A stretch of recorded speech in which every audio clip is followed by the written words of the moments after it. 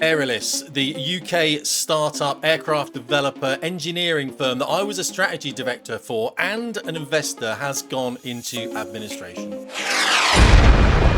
So yeah, basically, guys, I lost loads of money. I was the strategy director for these people, and I want to talk to you about this fantastic article written by Tom Sharp. If you don't know who Tom Sharp is, by the way, he was the guy that saved HMS Endurance back in 2008. I believe he was not the boss of the ship, but he was standing in for the boss, and he stopped it flooding. A very interesting man. He got an OBE for it. A really good guy. And I don't say that lightly because I don't like many people, but I do like Tom. He's written a British firm could have made the new Red Arrows jet, the MOD let it die. He's not wrong there. And we're going to talk about this article. And in this article, I'm also going to talk about Aeralis. I'm going to talk about the boss of Aeralis. I'm going to talk about my role with Aeralis. I'm also going to talk about an American company that was doing very similar things to us at the time. I don't normally do this where I just sort of canter through an article, but Tom hits these points bang, bang, bang. He does a really good job of it. He's right when he criticizes the Ministry of Defence. He's absolutely right. The ministry is horrendous. I have no time for the ministry. They've come after me several times. An obsession with process routinely drives away the entrepreneurs we need for our national defence. It's an absolute crime what is happening with the ministry at the moment. I have no time for them. But then again, they did cause me to lose a job, and because I criticised the Air Force, didn't I, a long time ago. One thing I'll say though is don't think of Aeralis as trying to replace the Red Arrows. That's not what they were trying to do. That was just one thing that was a bit shiny that got the public interested. They were trying to make another advanced jet trainer to replace the Hawk T2. And the Hawk T2 is this aircraft up there that I was an instructor on for about a decade, I think it was, but a bit less than a decade. And I was also, of course, teaching on the Hawk T1 up here, and that's what Hawk T1 looks like. So again, that's what the Red Arrows are flying, the T1 variant. This aircraft that Aeralis are making was supposed to replace the next variant of this, the T2, with all the avionics suite. So he says here, another promising British defence company went into administration earlier this month, forced there by a mix of arrogance and inaction that seemingly only our Ministry of Defence can manage. Aeralis was such a great company. The boss called it Aeralis, by the way. Everyone else in the company called it Aeralis. I helped design the logo for it back in the day. I left in around about 2019, I think it was, about that time. For many reasons, but nothing to do. I was an investor as well, guys, but I wanted to push the training side of things, which actually later became Shadowlands anyway. It became my flight school. But Tristan Crawford, the boss, a great guy, by the way, he wanted to build an airplane. I felt that wasn't the way the company should be going, but that wasn't like an altercation or anything. I just felt that the training piece would have allowed us to be profitable much earlier. It'd been set up 6 years ago to make an advanced jet trainer, a bit earlier than that, to be fair. A bit earlier, about 8 years ago, the class of aircraft that takes fast jet pilots from completion of their basic fixed wing training to the point where they're ready to qualify an operational combat plane. It's, as I've said, it's this aircraft here. It was replacing this, really, the Hawk T2. The Hawk T2 has engine issues, had other issues, midlife upgrades. There weren't many of them. And it was going to come in and give this aircraft a replacement. Now, a lot of people criticised what Aeralis were trying to do. And I could see what they were trying to do, and I fully backed it. And I want to talk to you a little bit about that right now. Now, the Hawk T1, of course, flown by the Red Arrows. Hawk T2 is the big brother. What Aeralis was saying, Aeralis is capitalised, by the way, Tom. The proposal was to make an aircraft around a common core fuselage. And we're going to look at Aeralis's website in a minute. And basically, the idea of that common core fuselage is you bolt on different wings, different engine nacelles, all sorts of things. And therefore, you could have it across different fleets, an aggressor, electronic warfare platform, even a medium-level refueling aircraft, as it says there. You can have an unmanned version, which I was pushing for quite heavily. Now, I tell you, the issue being the Qatari backing, it was backed by Qatar. Now, let's look at their website for Aeralis, and I'll just talk about how Aeralis was funded. Okay, and this is their website. Now, they, as I said, entered administration in May this year, and you can see the modular concept there with the wings and everything else around that common core fuselage. They were primarily backed then by Barzan Holdings, which was the strategic investment arm of Qatar's Ministry of Defence.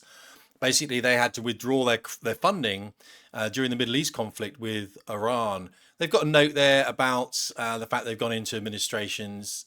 As I said, I'm an investor in this company, so my wife and I have lost quite a lot of money. However, you know, it's one of those things, right? The company's relationship with the Qatari sovereign fund evolved through about 3 phases: initial investment, and then obviously a bit more investment. And what they were looking for when you invest in these sort of things, guys, is you want government confidence. That's what you want. They want the Ministry of Defence to say that to people like Qatar, yeah, we back this. We're going to give them some money as well. Therefore, you can put a bit more money in also. Now, when you look at these pictures here, don't just think that this was trying to be everything to everyone. That wasn't the case. And I was when I spoke to the CEO about this, I kind of warned of the danger. But also, that danger came from the Royal Air Force itself, because when we sat in front of the Royal Air Force and said, this is what we're trying to do, they said, can it be a drone? And of course, the CEO went, yeah, I guess so. Can it be a refueling aircraft? Yeah, I guess so. Can it be an interim trainer, not just an advanced fast jet trainer? And the CEO went, yeah, probably. And I was there looking at him, kind of shaking my head a little bit, you know what I mean? And then what else can it be? Can it be, and it just went on and on, electronic warfare aircraft, you know, it went on. So the problem is you get this issue where you're trying to be everything. Of course, you know, you're going to be the master of none, aren't you? You know what I mean? So that is a bit of a problem that I felt the company was going down. That said, I was an investor at the time. I wasn't obviously part of their board or anything like that. So the Common Core fuselage, Tom writes about here, he's right, and he talks a little bit about that kind of, I think it was creep, but I understand why they did it, especially with investors. The problem with investors, you sort of tell the investors what they want to hear in order to get the money. But look, Qatar backing meant the upfront cost of the taxpayer would be zero. And that was the great thing about Aeralis. It was taking money from elsewhere. The taxpayer wasn't paying for a single thing. All that was needed for the Qataris to release sufficient funds to get things moving was a nod from the UK government. It never came. Even when the T2 end of life lurched left by 10 years, nothing changed. Look, Tom makes a really good point here, and he says, don't make a fuss and you've got this, is a phrase used regularly to keep aspiring defence small and medium-sized enterprises silent until they go bust. He is absolutely correct. The government will nod along whilst they're allocating money to health, whilst they're allocating money to education, and they say, no, we have got it. Yeah, that defence investment plan is coming out. You're part of that. I've heard it. When I was the strategy director, I heard exactly that. Okay. And I remember going, well, show us something. Show us some token investment now, because then we can go back to Qataris and we can say, hey, look what we're doing. Look, the ministry is involved. The ministry is confident in their own project, because no one's going to buy an aircraft that a country doesn't fly themselves. Think about what I said there. No one is buying an aircraft that the country will not fly itself. So the Royal Air Force would have to show an interest. The ministry would have to show an interest for any other country to show an interest. He does make what I see as a bit of an error here, but I understand what he's saying. Aeralis was locked in the other classic SME death trap, the chicken and egg problem. You can't make anything until you get the nod, and you don't get the nod because you haven't made anything. So you'll need a demonstrator, that kind of stuff. Where's your demonstrator? Where's your demonstrator? And it is a wrong thing to do, especially in the digital age. You didn't need to do that. The design work had been done for the aircraft already. It was already there. They knew they had people that were going to build the undercarriage, people that were building hydraulics, all the people that had an engine. That was a major hurdle when I was a strategy director, to get an engine. It's not easy to get an engine and someone that's going to support that engine. Really, really hard. Ejection seats, everything was ready to go. The design work had been done. The problem is, the only SMEs that ever punch their way out of this doom loop are those with another product, or those with a parent company whose pockets are deep enough to allow them to speculate. Yeah, like Boeing, Lockheed, anything like that, BAE Systems. Let me show you a company that has done that. That's Boom Aerospace. And when you go to Boom's website, you don't see a supersonic aircraft that they're trying to build in North America. You see this superpower thing, this gas turbine. Because when they were trying to build aircraft and do engines and work out how they were going to power this, they came up with this thing and they went, hang on a second, we can put an engine in a pod and we can make a lot of power, and we can power data centers and all that kind of stuff. So they've got another product that's helping to fund their main product. But if you look at what they're trying to do, they're trying to do supersonic flight. But they've got another product that's going to help them do supersonic flight.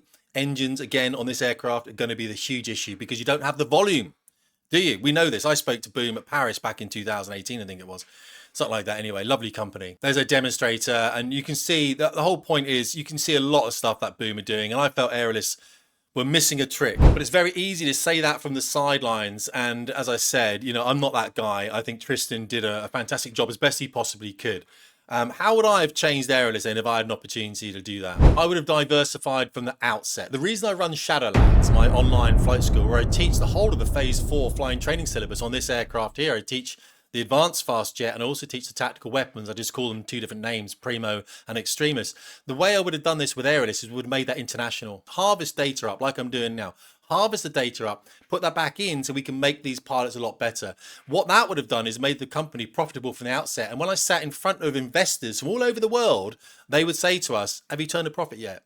And of course we turn around and go, no, not yet. No, but you know, a couple of years, what we're thinking of doing. And of course, what you're doing. The problem with the SMEs, especially in this country, is the wage bill is huge. And what I found in Aeralis as well, and one of the reasons I eventually left is because I was doing a lot of work that I felt, and putting a lot of effort in, I felt wasn't being remunerated at all. Like I wasn't getting paid anything. I was getting paid for the work I did initially, but then later on, because I was in the training piece, There wasn't a need for the training piece. There are program managers on retention. And of course, we're hoovering up a financial budget. And as an investor, I felt, come on, guys, don't pay, you shouldn't be, it's hard not to pay people for attention. I understand what the CEO was saying, but you've got to have motivation behind it.